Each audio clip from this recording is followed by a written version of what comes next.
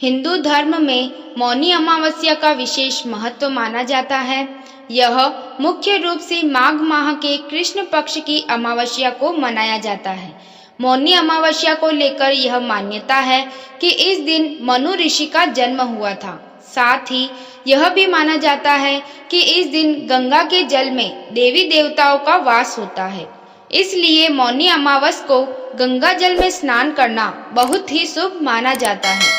मौनी अमावस्या के दिन स्नान के बाद दान करने का विशेष महत्व है। साथ ही यह माना जाता है कि इस दिन गंगा जल में स्नान करने से मोक्ष की प्राप्ति होती है। इस दिन ब्रह्म मुहूर्त में स्नान करना आवश्यक होता है। यदि आप किसी पवित्र नदी में स्नान के लिए नहीं जा पाए तो पानी में गंगा जल मिलाकर स्नान करने के बाद सूर्य देव को जल अर्पित करें। इसके बाद अपनी क्षमता के हिसाब से दान करें। मौनी अमावस्या की व्रत कथा। पुराणों के अनुसार कांचीपुरी में एक ब्राह्मण रहता था।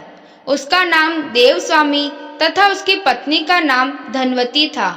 उनके 7 पुत्र तथा एक पुत्री थी। पुत्री का नाम गुणवती था। ब्राह्मण ने 7 पुत्रों का विवाह करके बेटी के लिए वर खोजने अपने सबसे बड़े पुत्र को भेजा। उसी दौरान किसी पंडित ने पुत्री की जन्म कुंडली देखी और बताया कि सप्तपदी होते होते यह कन्या विधवा हो जाएगी। तब उस ब्राह्मण ने पंडित से पूछा, पुत्री के इस वैधव्य दोष का निवारण कैसे होगा? पंडित ने कहा, सोमा का पूजन करने से वैधव्य दोष दूर होगा। फिर सोमा का परिचय देते हुए उसने बताया कि वह एक धोबिन है। उसका निवास स्थान सिंहल द्वीप है। उसे जैसे तैसे प्रसन्न करो और गुणवती के विवाह से पूर्व उसे यहाँ बुला लो। तब देवस्वामी का सबसे छोटा लड़का बहन को अपने साथ लेकर सिंहल द्वीप जाने के लिए सागर तट पर चला गया। सागर पार करने की चिंता में दोनों एक वृक्ष की छाया में बैठ गए।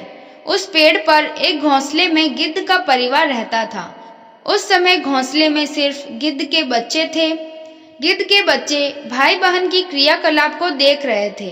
सायंकाल के समय उन गिद्ध के बच्चों की माँ आई तो उन्होंने भोजन नहीं किया और अपनी माँ से बोले, नीचे 2 प्राणी सुबह से भूखे प्यासे बैठे हैं। जब तक वे कुछ नहीं खा लेते तब तक हम भी कुछ नहीं खाएंगे। तब दया और ममता से वशीभूत गिद्ध माता उनके पास आई और बोली, मैंने आपकी इच्छाओं को जान लिया है।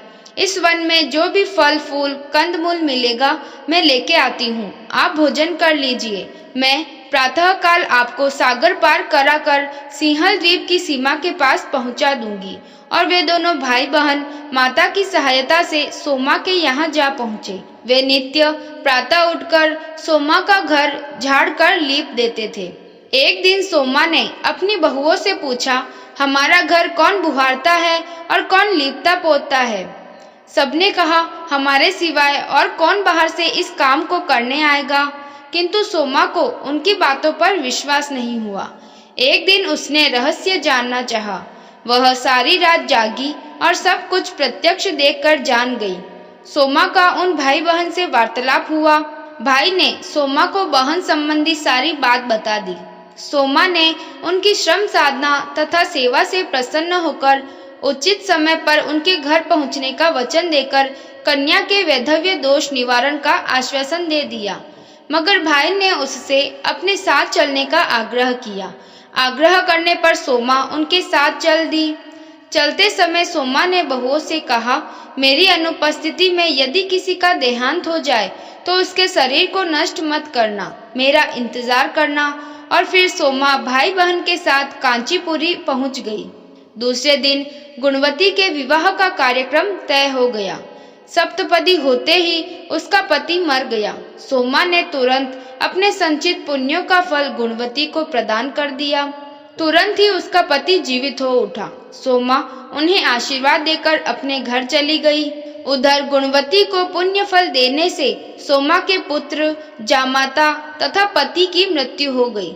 सोमा ने पुण्य फल संचित करने के लिए मार्ग में पीपल वृक्ष की छाया में भगवान विष्णु का पूजन करके 108 परिक्रमाएं की।